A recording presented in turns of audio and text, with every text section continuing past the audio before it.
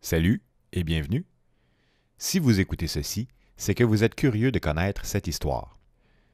Vous êtes peut-être aussi un peu courageux parce que les sujets sont très variés.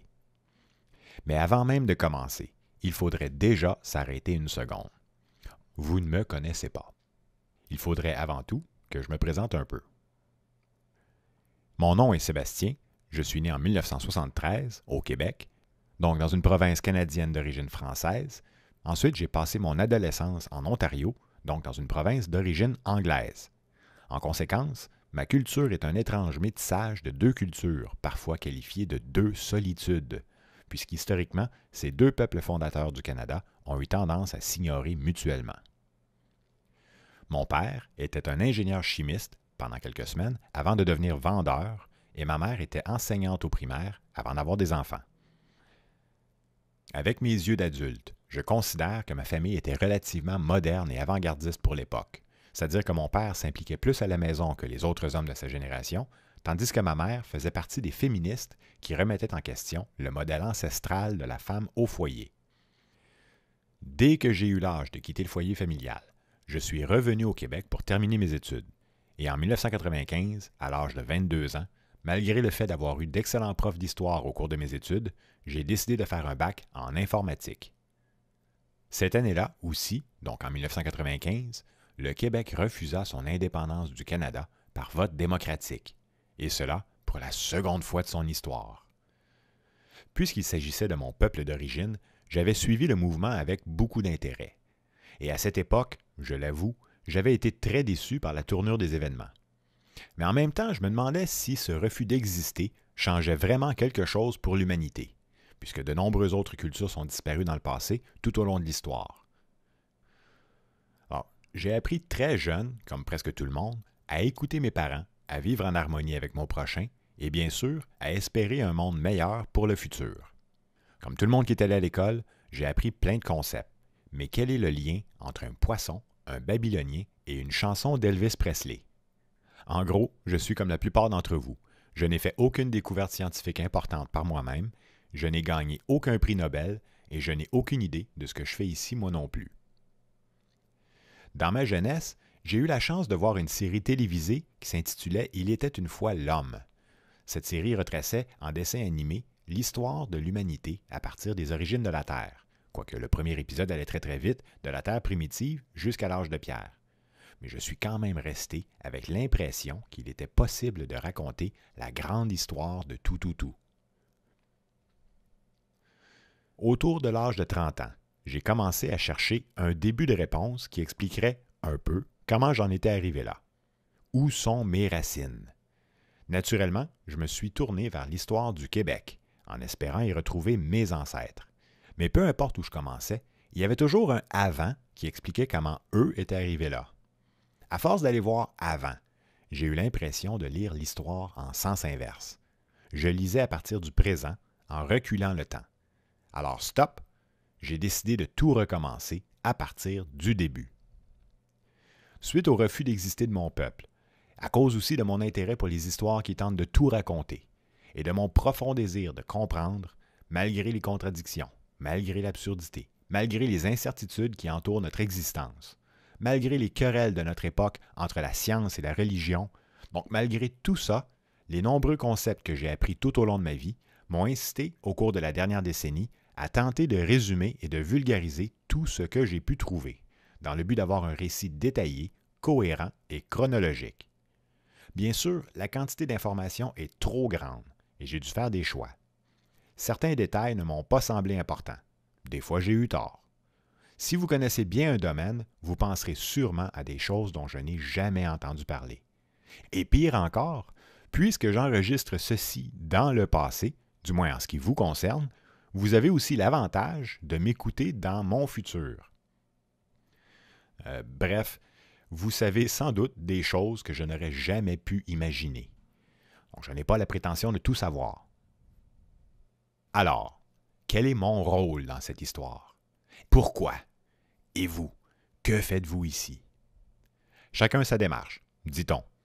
Ceci est la mienne. En discutant avec d'autres personnes, j'ai rapidement vu que nous sommes tous fascinés par la vie et que nous nous posons tous des questions auxquelles personne n'a de vraie réponse. En fait, pas besoin de chercher longtemps pour voir que le monde conserve encore une grande part de mystère. Heureusement pour nous, il y a quand même des indices faciles. Le monde, par exemple, a l'air d'avoir existé longtemps avant nous. Et le monde a de bonnes chances de continuer longtemps après notre mort. Première conclusion, donc, je ne suis pas le nombril du monde. Et vous non plus. Certains diront que c'est encore trop tôt pour avoir toutes les réponses. L'espèce humaine est encore jeune, oui, mais nous semblons être sur la bonne voie. Nous sommes les premiers sur la Terre à vraiment regarder les étoiles. Serions-nous les premiers dans l'univers à scruter le cosmos? Est-ce que l'ampleur de notre univers serait passée inaperçue si l'espèce humaine n'était pas apparue?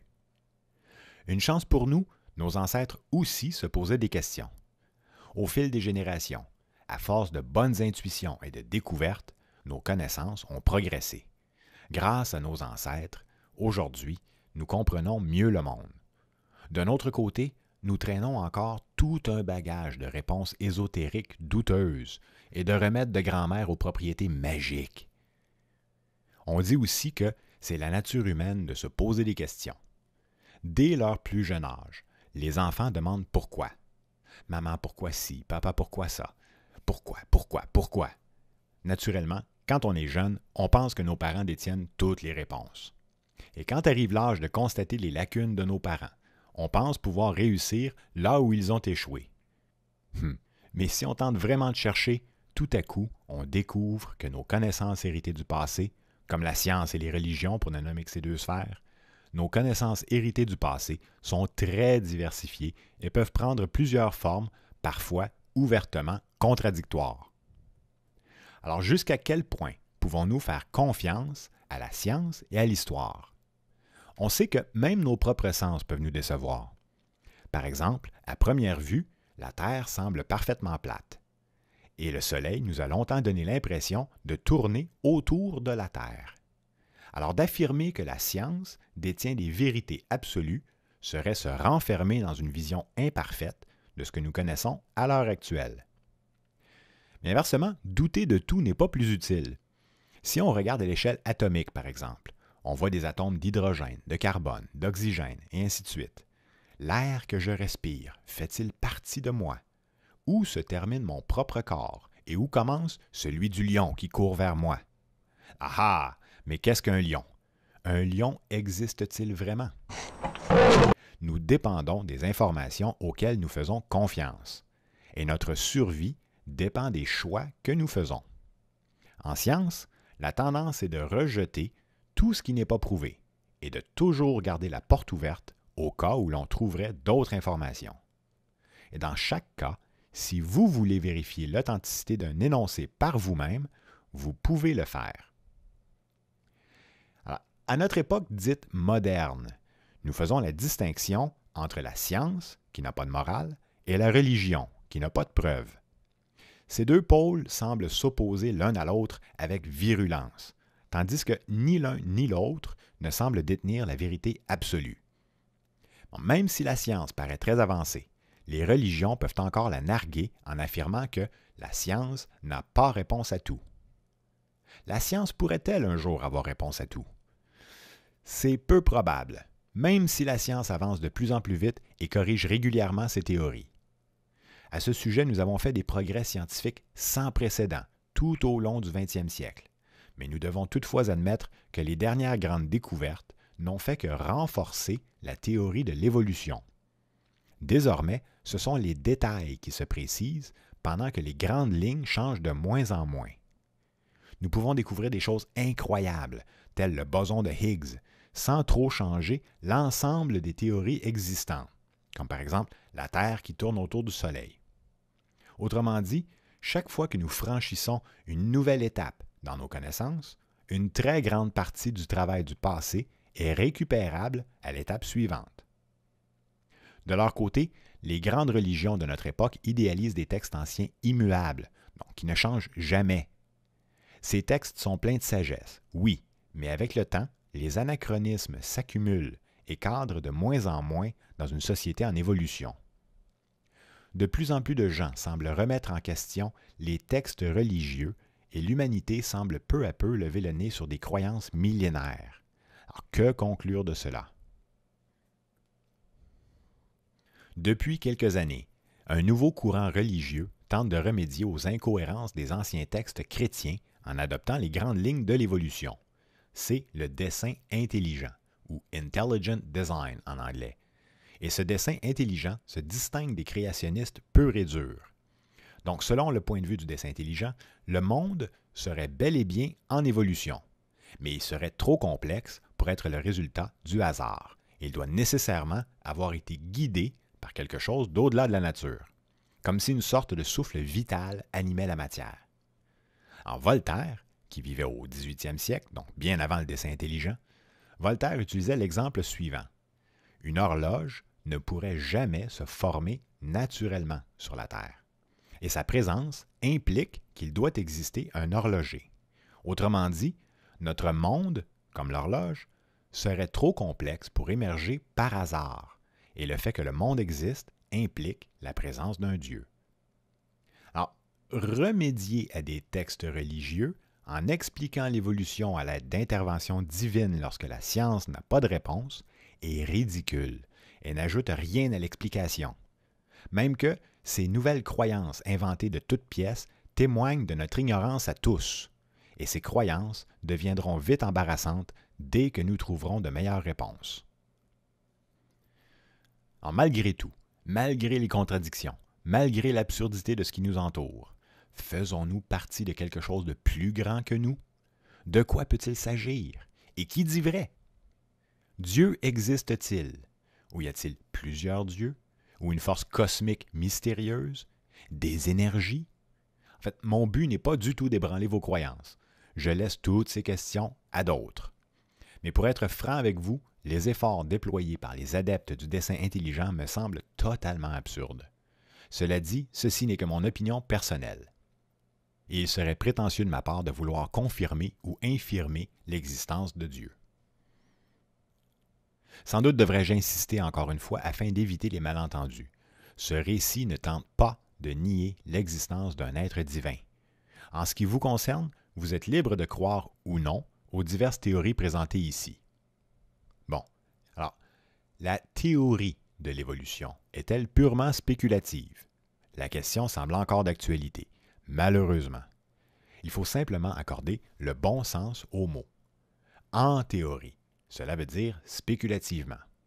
En science, la théorie doit être vérifiable par une expérience ou une observation.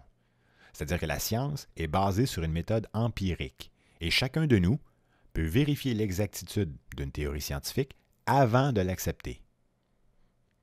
La théorie de l'évolution, elle, est un ensemble de nombreuses théories scientifiques qui forment un tout cohérent et crédible, et ces théories ne sont pas au-delà de nos capacités. L'essentiel est accessible à tous. C'est le produit de nombreuses générations de contributions, de questionnements et de remises en question méthodiques. C'est notre meilleure hypothèse, mise à l'épreuve de tous, celle qui a obtenu le plus de crédibilité par ses nombreuses preuves, mais ce n'est pas la vérité absolue. Le fil conducteur de l'évolution, c'est le temps, qui forme une histoire cohérente avec nos connaissances éparpillées. Cet ouvrage est un récit chronologique qui tente de résumer et de vulgariser ce que nous avons compris du monde qui nous entoure. Un tel récit ne peut évidemment pas tout couvrir ce qui s'est passé, ni tout expliquer le comment du pourquoi. Donc, grosso modo, nous serions rendus à peu près là. Nous allons suivre une sorte d'échelle logarithmique du temps. Autrement dit, le temps ralentit à mesure que nous approchons notre époque. Plus précisément, notre univers aurait un peu plus de 13 milliards d'années. Les 5 premières parties parlent des 9 premiers milliards d'années de l'univers, et nous allons aborder l'histoire cosmique qui mène du Big Bang jusqu'à la formation du système solaire.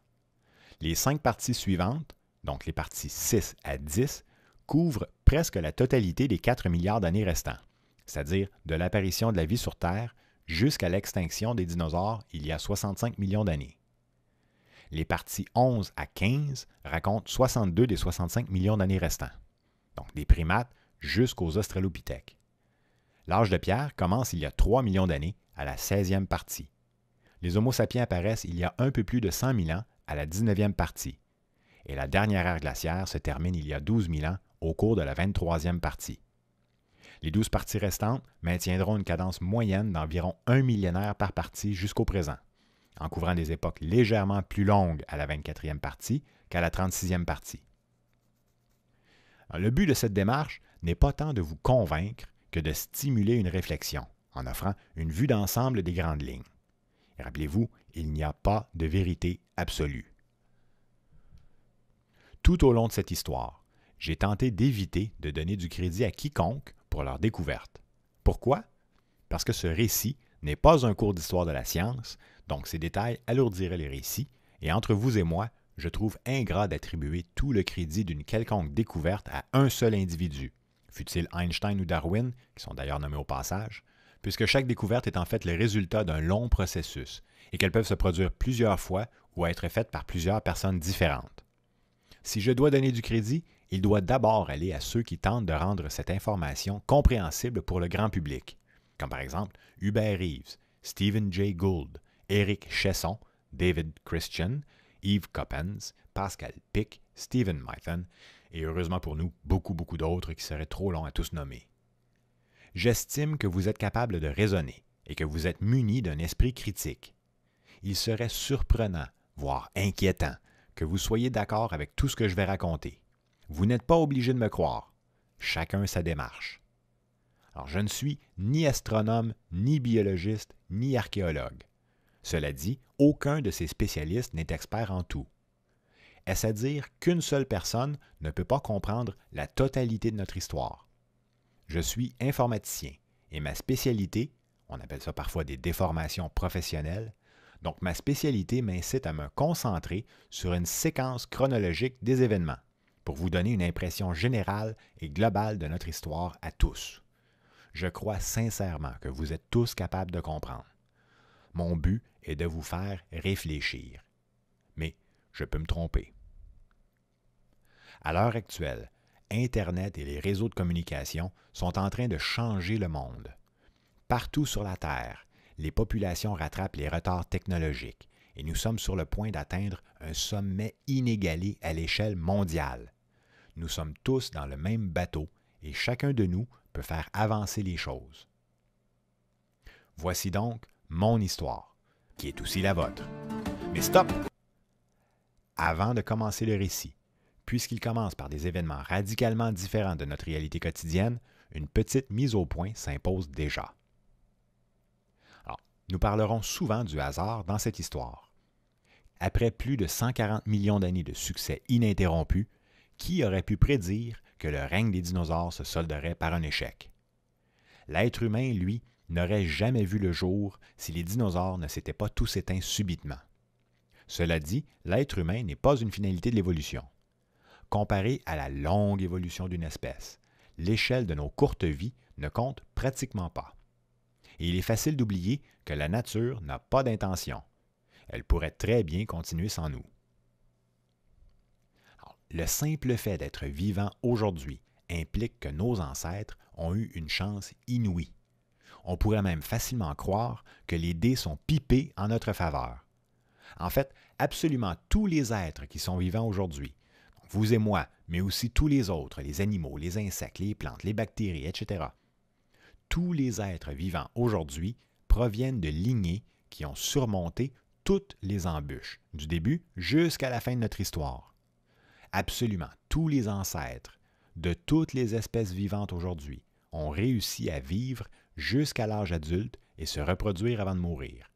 Chacun de vos ancêtres, sans exception, malgré les maladies, les prédateurs et les accidents. En soit, autant de chances paraît impossible. Mais n'oublions pas la multitude d'autres êtres qui, eux, ont échoué. Est-ce possible que le monde soit le produit du hasard? que tout commence au Big Bang, que la vie est émergée des matériaux banals trouvés sur la surface de la Terre, la part du hasard est parfois difficile à comprendre. Quelles étaient les chances que vous entendiez ces mots exactement au moment où vous les avez entendus? À peu près zéro. Personne n'aurait pu le prédire. Mais ce n'était pas impossible. Alors, faut-il s'étonner que des événements improbables se produisent? Alors, par exemple, lorsqu'une balle de golf tombe sur l'herbe, le brin d'herbe qui se fait écraser pourrait se demander « Pourquoi moi? » Et il aurait raison de s'indigner de son sort. Quelles étaient les chances que la balle tombe exactement sur lui? À peu près zéro. Mais à l'inverse, la balle, elle, avait 100% de chance de tomber sur un brin quelconque. Avant de commencer le récit, soulignons aussi que cette histoire commence par le plus grand mystère de tous. D'où vient l'univers? Or, la science ne peut même pas nous aider à l'heure actuelle. Il existe bien des théories qui séduisent plusieurs chercheurs, comme par exemple la théorie des supercordes. En fait, il existe une multitude d'hypothèses, impossible à toutes nommer. Il y a la gravitation quantique à boucle, la géométrie non commutative, la relativité d'échelle, les univers parallèles, ou plus récemment, des trous noirs cosmiques qui explosent. Sauf que ces théories sont encore très jeunes et, naturellement, très contestables. En science, cette première interrogation reste sans réponse, parce que nous n'en avons pas. Toutes les explications sont improuvables, parce que nous ne pouvons pas observer la preuve directement. Alors, ce que nous ne comprenons pas aujourd'hui, sera-t-il toujours hors de notre portée? Les progrès scientifiques du dernier siècle, à eux seuls, nous laissent espérer que non. Alors, nous continuons de chercher. Alors, il faut savoir qu'en science, une théorie n'est jamais vraie. On essaie de prouver qu'une théorie est fausse, et à chaque échec, la théorie devient un peu plus vraie. Au mieux, elle ne peut donc être que notre meilleure hypothèse. Les théories les plus crédibles sont celles qui prédisent des faits vérifiables par observation. À ce jour, après avoir été validée ou critiquée par des scientifiques à travers le monde, la théorie du Big Bang est devenue la théorie la plus largement acceptée.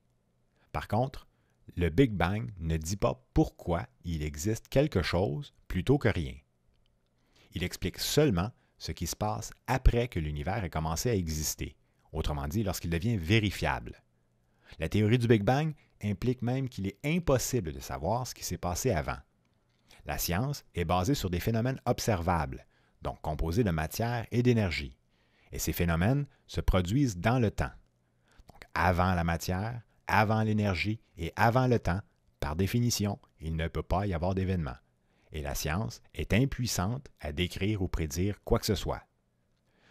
Peut-être aussi est-ce seulement un problème relié aux mots que nous utilisons, qui nous emprisonnent dans une vision partielle de la réalité. Alors, même si la science n'explique pas tout et qu'elle n'est pas parfaite, notre époque a un parti pris pour elle. Ce récit, qui s'inspire largement des découvertes scientifiques récentes, n'est pas une exception à la règle.